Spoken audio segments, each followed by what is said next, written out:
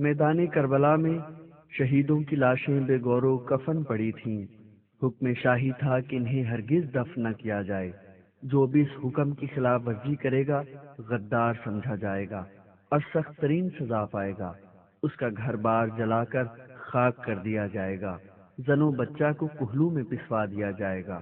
قبیلہ بنی اسد جن سے امام حسین ابن علی نے کربلا میں زمین خریدی تھی، ایک بار ادھر سے گزرے اور شہیدوں کی برہنہ لاشیں نظر آئیں۔ ان کے ساتھ عورتیں بھی تھیں۔ وہ بدحواس ہو کر رونے پیٹنے لگیں۔ یہ کن بد نصیبوں کی لاشیں ہیں؟ ان کے سر کس ظالم نے کاٹے ہیں؟ انہیں دفن کیوں نہیں کیا گیا؟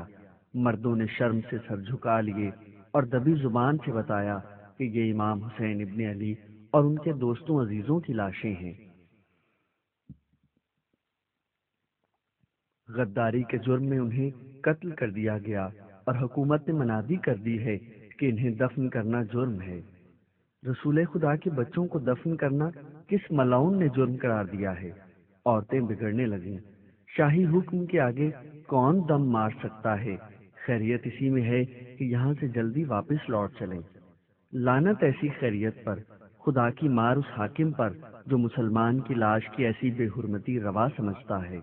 ان لاشوں کا کفن دفن ہم پر واجب ہے۔ اگر تم مرد ہو کر ڈرتے ہو تو گھر میں چوڑیاں پہن کر بیٹھو، ہم عورتیں انہیں اپنے سر کی چادروں کا کفن دے کر دفنائیں گی۔ یہ کہہ کر عورتیں پھاوڑے لے کر قبریں کھودنے لگیں۔ مردوں کو انتہائی شرم آئی، انہوں نے عورتوں سے پھاوڑے چھین لیے۔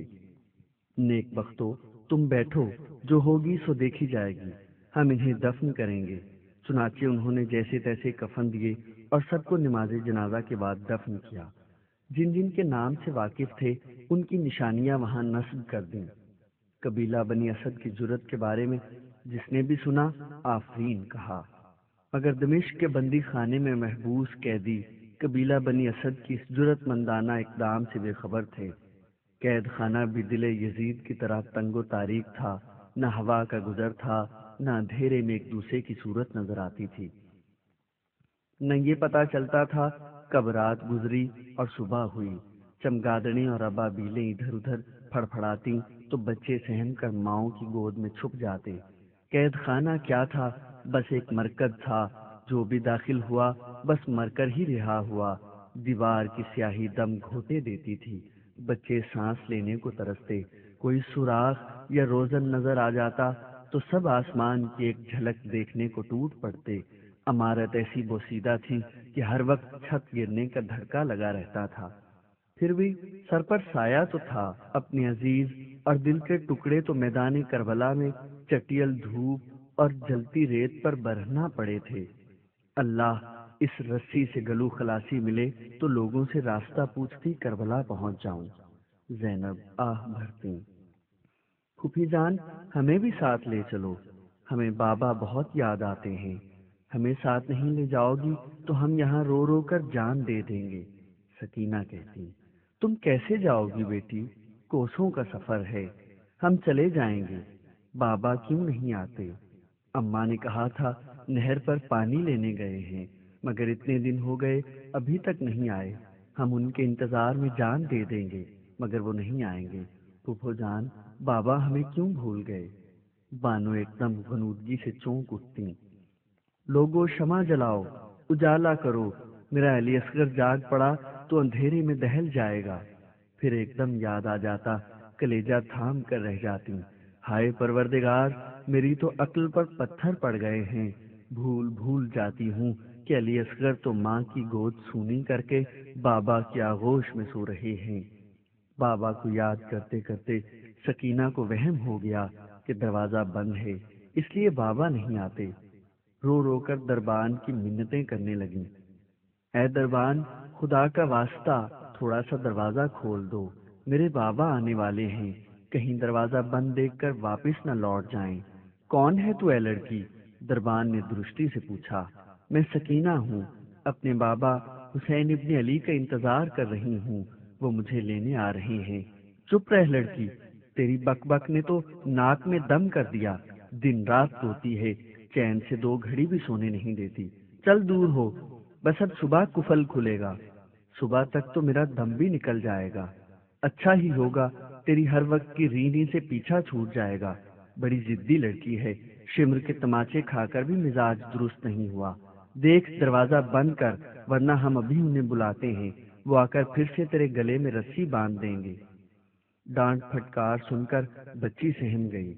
دیوار سے لگی اندھیرے میں ادھر ادھر ٹٹولتی کہ سانس لینے کو کوئی روزن مل جائے۔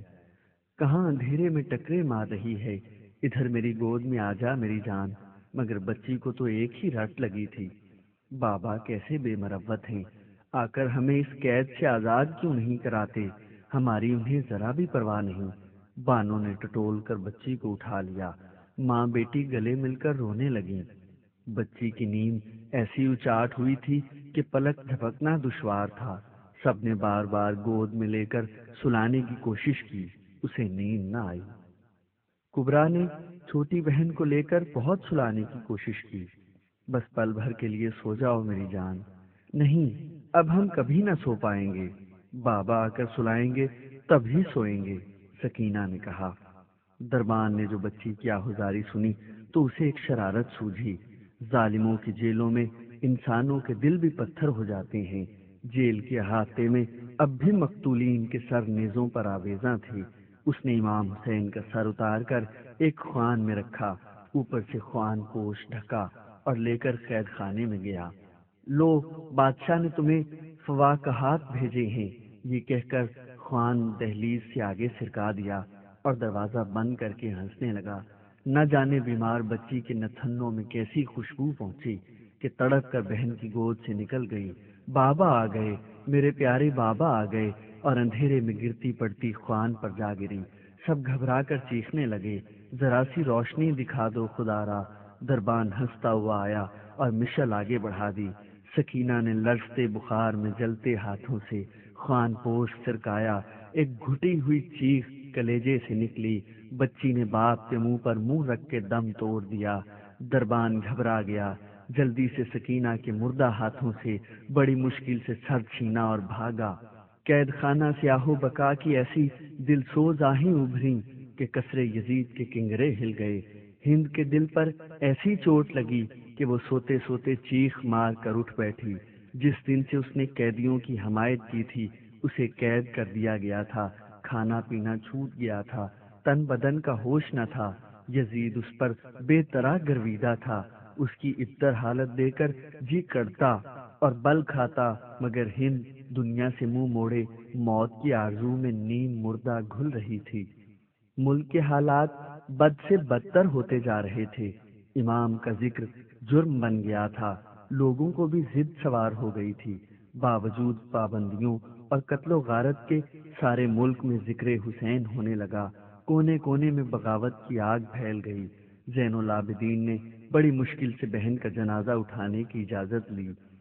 یزید لوگوں کے اشتعال سے خائف ہو چکا تھا، اس نے اجازت دے دی۔ ابن حسین جب ننھی سی بہن کا جنازہ ہاتھوں پر لے کر قبرستان کی طرف روانہ ہوئے، لوگ جوک در جوک ان کے ہمراہ ہو لیے۔ روک تھام کی کوشش کی گئی تو ہنگامے شروع ہو گئے۔ فوجی امداد پہنچی اور مجمع کو منتشر کیا گیا۔ قتل و غارت کا بازار گرم ہو گیا۔ یزید کی فوج اور سکینہ کا جنازہ اٹھانے والوں میں ٹکر ہو گئی۔ بات اتنی بڑھی کہ حشر برپا ہو گیا۔ ابن حسین میت لے کر واپس لوٹ آئے اور وہیں قید خانے کے احاطے میں پھاٹک کے قریب میت دفن کر دی۔ اس واقعہ کے بعد حکومت نے فیصلہ کر لیا کہ قیدیوں کا سوال ایک مصیبت بن چکا ہے، انہیں دارالخلافہ میں رکھنا اپنی تباہی کو دعوت دینا ہے۔ یہاں یہ لوگ رہے تو روز کوئی مصیبت کھڑی ہوتی رہے گی۔ خیریت اسی میں ہے کہ انہیں وطن جانے کی اجازت دے دی جائے۔ یہ لوگ چلے جائیں گے تو سب ہنگامے ٹھنڈے پڑ جائیں گے۔